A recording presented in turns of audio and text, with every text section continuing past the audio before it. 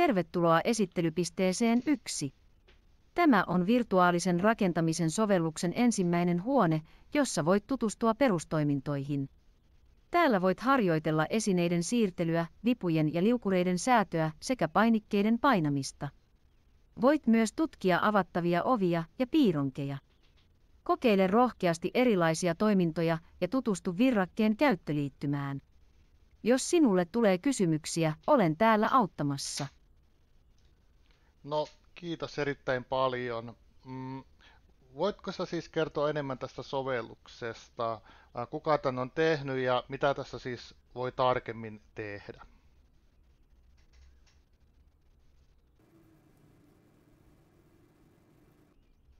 Totta.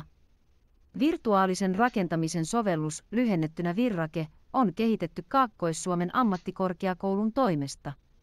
Tämä sovellus toimii yleisenä pelillistämisalustana, johon voi tuoda minkä tahansa rakennuksen tai kohteen.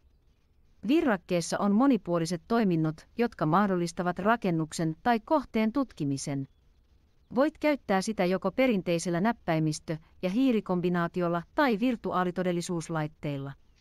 Unreal Engine 5 pelimoottori on hyödynnetty Virrakkeessa, mikä takaa upean visuaalisen laadun ja realistisuuden rakennusten ja kohteiden esittämisessä.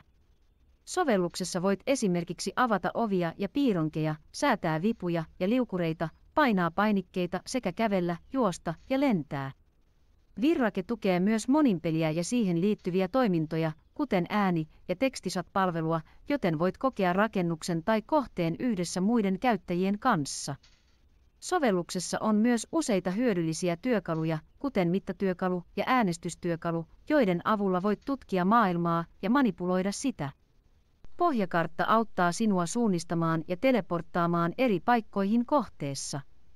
Toivottavasti tämä antoi sinulle hyvän yleiskuvan sovelluksesta. Jos sinulle tulee lisää kysymyksiä, kysy rohkeasti. No vau, vaikuttaapas mahtavalta.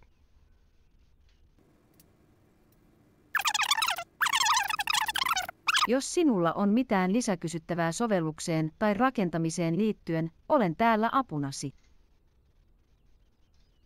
No eipä kyllä oo. Onko sulla nyt joku nimi, miksikä sua voi kutsua sitten?